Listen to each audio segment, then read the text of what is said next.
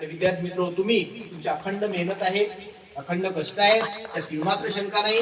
कुठलीही गोष्ट आकार दिल्याशिवाय घडत नाही. ओल्या मातीच्या गोळ्याला आकार द्यावा लागत असतो. नुसता गोळा जर तसा ठेवला तर तो गोळाच लागतो, परंतु त्याला जसा आपण आकार दिला मग त्याचा गणपती बनते, त्याचं एखादं चांगलं सुंदर असं चित्र बनते. तर ते करण्याचं काम जी सर्व मार्गदर्शक शिक्षक मंडळी करतात त्या सर्वांचंही आपण या निमित्तानं अभिनंदन करूया. आणि आज जी आपल्या या शाळेमध्ये जी स्पर्धा झालेली आहे या स्पर्धेमध्ये सर्व विद्यार्थ्यांनी तुम्ही तुमचा जे कष्ट आपण ज्याला म्हणूया की तुमचे जे कष्ट ज्याला म्हणूया आपण ते तुम्ही पूर्ण त्याच्यामध्ये उतरवले. तर मित्र स्पर्धा ही स्पर्धा असते, त्यामध्ये तुम्ही प्रामाणिक प्रयत्न किती करता हे फार महत्वाचं असते आणि ते तुम्ही करून राहिले. आपण आता प्रत्येक वेळेस पाहून आलो. तर ह्यामध्ये आपले तीनही शाळांचे जे गुणवंत विद्यार्थी आहेत त्याचे आपण प्रत्येक वेळेस प्रमाणे 10 गुणवंत विद्यार्थ्यांचा आपण सन्मान करत असतो.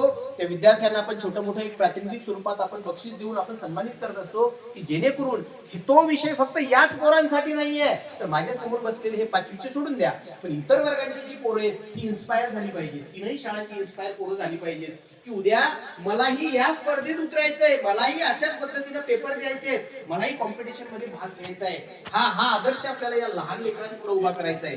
म्हणून आपण हा कार्यक्रम आयोजित केला. आपल्याला आपापल्या शाळेवर स्पर्धा घेता आली असती, ही घेऊन मोकळे झालो असतो आपण.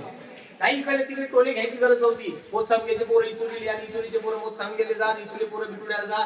आपल्याला तो आटापिटा करण्याचा उद्देश फक्त या तिन्ही शाळेच्या शिक्षकांनी ठरवलं की आदर्श या पोरांपुढे जर का उभा केला तर यांच्या मनामध्ये एक नवचैतन्य निर्माण होईल आणि खरंच किती स्पर्धा असते हेही थोडासा या सगळ्यांच्या मनावर तो विषय बिंबेल. म्हणून आज आपण या स्पर्धेचा आता अंतिम टप्पा म्हणजे आता या आजच्या कार्यक्रमाचा अंतिम टप्पा म्हणजे आपण आता सगळे विजयी जे आजचे स्पर्धक आहेत किंवा जे अभिनंदन ज्याचं आपण करणार आहोत ते जे 10 टॉप 10 वाले पोरं आहेत आपण त्यांचं हे करूया. तर सर्वप्रथम आजच्या या क्षणी मी मंचावर उपस्थित असणाऱ्या वेळेअभावी सर्व मान्यवरांचं मी शब्द सुमनाने स्वागत करतो. आपली वेळ संपत आलेली आहे. सगळ्यांचा आता पोरांनाही जायचं आहे, शिक्षकांनाही जायचं आहे. तर आपण तो कार्यक्रम आपण सगळ्यांचं शब्द सुमनाने आपण आपल्या एकाच घरातले आहोत आपण सगळी मंडळी, हे सगळी पालक मंडळी आपण आपली एकत्रच आहोत. त्यामुळे आपण आपलं शब्द सुमनाने स्वागत घेऊया आणि आपण पुढच्या कार्यक्रमाकडे मार्गस्थ होऊया. तर आता